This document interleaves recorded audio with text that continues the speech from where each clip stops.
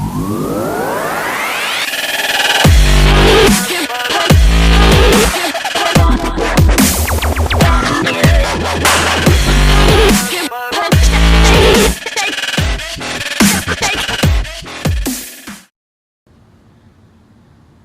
everybody, it's Brady from SwapYour86.com. Just wanted to start doing a video series updating the progress with the K-swap parts that we're working on. We get a lot of calls, emails, Facebook messages, etc. Asking us what the deal is with the K-swap mounts and the wiring and everything. So just wanted to kind of make an update video, let everybody know what we've done so far. Show you how it's working out, try and give you a timeline on what's happening. So we are a full-time shop here. We always have a lot going on, and it's hard to get the swap parts to the forefront while we take care of all other customers. I mean, as you can see, we have a pretty full shop pretty much every day. But I got some free time today and wanted to test fit this last set of mounts. I can say this is the final test fit.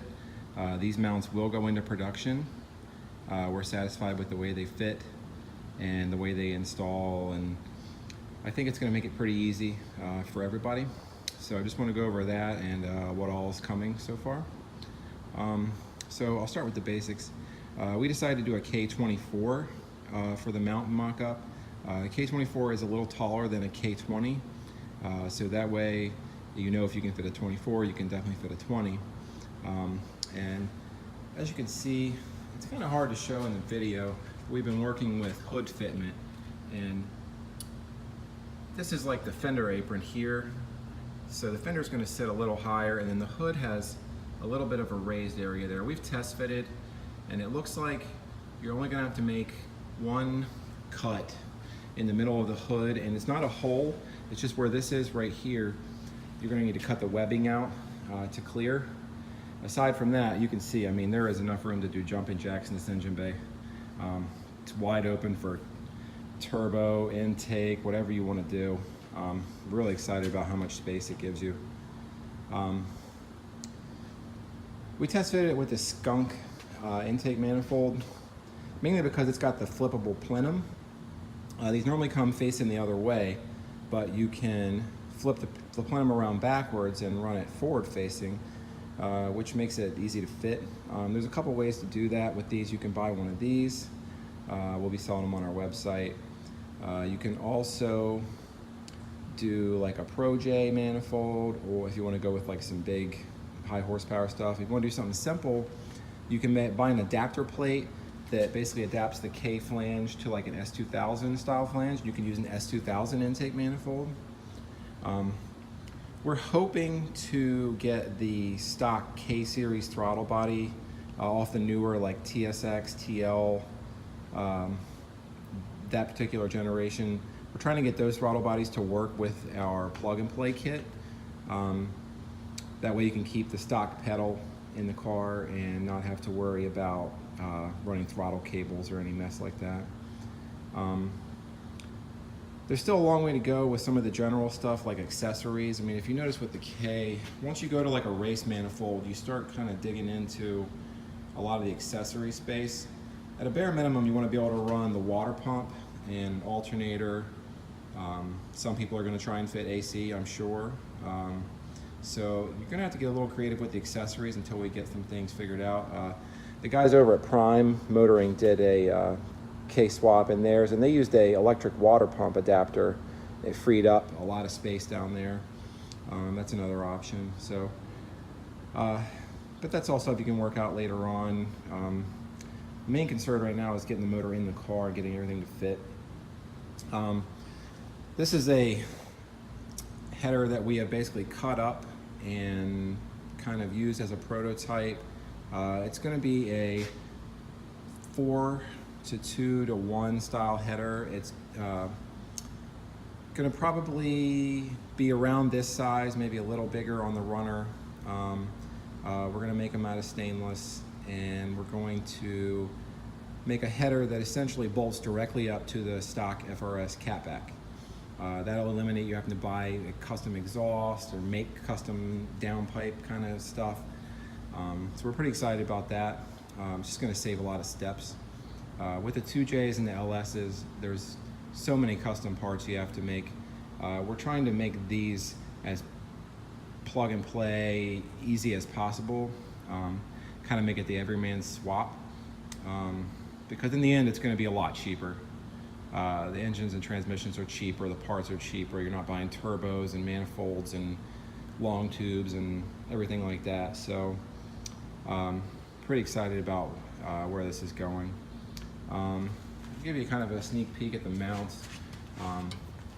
Essentially, you're going to have a mount on the driver's side that's going to have the same material we make our 2JZ mounts with, the Durlin kind of hard plastic. Urethane is going to be the support there. Passenger side, same idea. These actually have a slot in them, so you can kind of play with the placement as far as how far forward or backwards. We think we've got this pretty close. At the firewall back here, on the stock K, there's like back here, there's a thermostat housing, or not a thermostat housing, but like a water housing that bolts up there, and it looks like you can probably make it fit, but from what I understand, they make an adapter for when you do S2000 K-series swaps that kind of brings it out the side. And from there, you'll probably have to do what we do with the 2Js and just cut these back, make some custom heater hoses to get them hooked up if you want to have heat in the car. While we're back here, I just wanted to show, look at all the room that you have with this swap. This is an S2000 6-speed, and I mean, there is all day in here compared to the other motor swaps. I mean, it literally is, it's as close to like a stock FA20 as far as how it fits towards the back there. I'm going to raise the car up and show you what we got. So underneath, you can see, you're not seeing things. That's the factory mounting points being used. No cutting the tunnel, no hammering, no drilling out spot welds. It's got a lot of room. The S2000 Trans is very compact. You can see where the shifter is sitting currently. It's a little far forward in the hole, so we're definitely going to have to work on some kind of a shifter adapter to move it back a little bit. That's the factory opening right there. And the S2000 shifter normally drops down in that hole, so it needs to be brought back just a little bit, but I know that's possible. It's been done before. What we did here was we actually just kind of roughed in how the header is going to come down. This is by far not a finished product, but essentially there's going to be a 2-bolt or a V-band flange where that joint is, and the header is going to come there, and then it's going to come back kind of almost identical to an FRS overpipe. This is actually an FRS overpipe that we cut up and mated with the header. I mean, it pretty much, clearance-wise, fits just like a stock one. This is like a stock catback location. This is like an NVIDIA N1 that we had on another car. We used it for placement. But it'll be really nice to do a swap and not have to make a completely custom exhaust. Just buy a header with a mid-pipe and be done with it. Again, if you look at all this space. I mean, there's just all day in here to move around. You're not gonna have to do any cutting, any welding, any hammering. And the guys that have done 2J and LS swaps know that it's like a whole day's worth of just beating and cutting and making room to make the 009, the 56, V160, R154, all those fit. And this thing just fits in here just with so much extra room. I mean, it's really gonna be nice. And then this is the view from underneath the intake side. I mean, there's so much room for activities up there. This is the header side, same thing. I mean, there's room for a turbo manifold, fancy race header. I mean, you can do whatever you want in this thing, and still have plenty of room. This is the adapter plate that we used. You can kind of see it sandwiched here. This one's by a company called Tuners. Fitment was okay on it. I'd like it to have a few more bolts that line up. I mean, it's definitely doable. But we'll see. We may either make our own or just test another brand or two and then let you guys know what the best one is going to be. But if, essentially, this is just a K-series to S2000 adapter. It's pretty easy. You bolt the plate up. There's a special flywheel that they sell with also that's thicker, and then it uses the S2000 style clutch, just with the special flywheel. So again, a lot of people have been asking about, well, this transmission, what should we do? I mean, S2000 guys make 500-600 on these, and you know, when you get beyond that point, you're probably going to want to get into something else, CD009. I know there's another company that makes like a K to GM adapter where you could put like a T56 maybe even on a K series. But for now, we're trying to make this simple, easy, affordable. I mean, this transmission I think was $1,100 used. I mean, that's not bad. The clutch kit and everything's like $1,000. Or no, I'm sorry. The adapter kit's $1,000. Clutch is like maybe $600. So much less than trying to do a 009 and all that with the 2J. So I'll give you guys one more look under here just to kind of show you.